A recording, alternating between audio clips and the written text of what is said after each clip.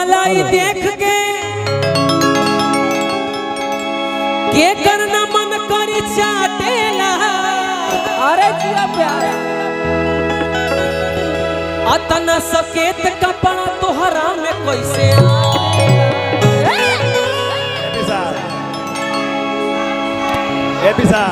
तो हम पाकिस्तान कि थाईलैंड अमेरिका पकेसबा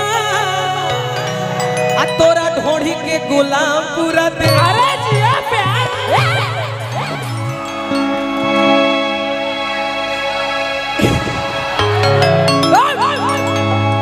हम ई देखनी हम सब यही पर पड़ल बड़ा सब। हमारे को गाना आज शूटिंग रहे पटना में हमार आ साथे बड़ी सोमिया पोखरे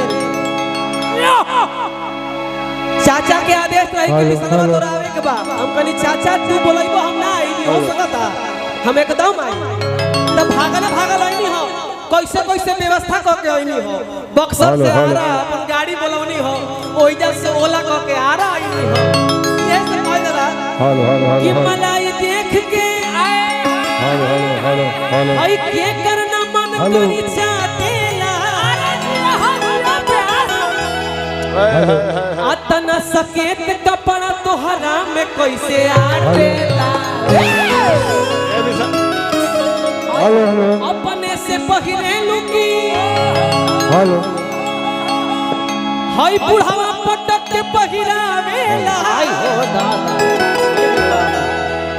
ए बाबू आ दादा सुना सुना अभियो टाइट बने। आरा जिला में लोग जब बुढ़ा ले तो जवान होले तोरा बुझाते नहीं। ये आरा जिला 80 बरिस में जवानी आवे रह जा। इहे बात हमरा दिमाग में नया। अरे जिया तनी सामने चली सर सामने से बढ़िया से कैमरा में आवे के चाहिए।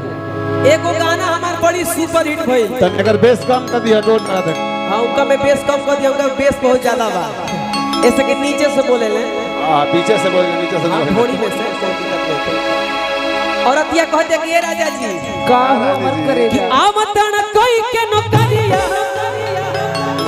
सुनने वाली सब है हर की जाके की न लिखा तो बजाई सतुगत भैया विकास मिजाज में हां एक गो जानतिया कि खाई हां खाई रुक तोरा के हम करवाई अंतरा में अभी ना मुखड़ा में तनी झूम जाए तो अंतरा में आवे के बाद आवतन कई के नौकरिया। चाची भौजी ए भाभी जी तो हम लोग के प्रोग्राम टी सीरीज वाला कैसेट में सुनले मानी या देखले मानी का कहला सासू मां कहला ना सासू मां से बताओ कि आवतन कई के नौकरिया तेरी डबिंग मत दा तेही गोल बजा के माल हई हाय कौन है लाला की हर की जाके की नली हाथ बजाई पारो रानी जी आए हाय बा ए विशाल आज पारो को झाड़ो पारो आज दिखा दो। अरे कि कुसुमरा बोले है खाइबो के लोग दी बोले से पहले तहां सोचल जाला जब घर में रहल जाला ई त मंच छ बढ़ा दे हमारो मंच खाती पब्लिक खाती दिल खोल के रहल जाला खोल के दे ढीला कर देबे दिल खोल के रहो। अरे कि कुसुमरा सड़िया राजा जी भाई एक खाली हाथ उठा दो मोबाइल खाली हाथ।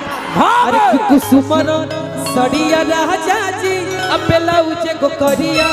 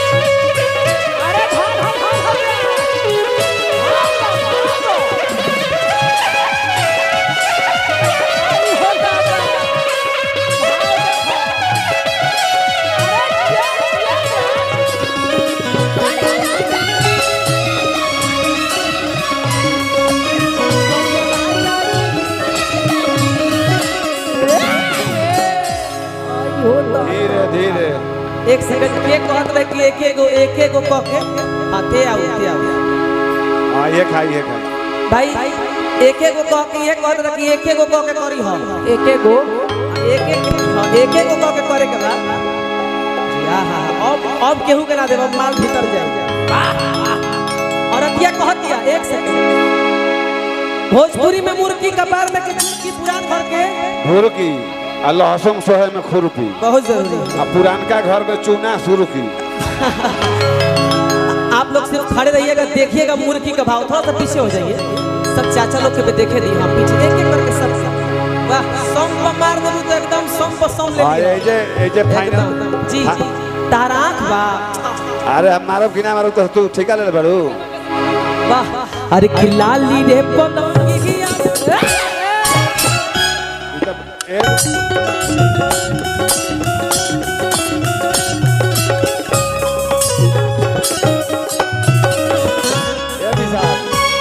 इतना बुझाता के ब्लॉक में पैखाना पास करो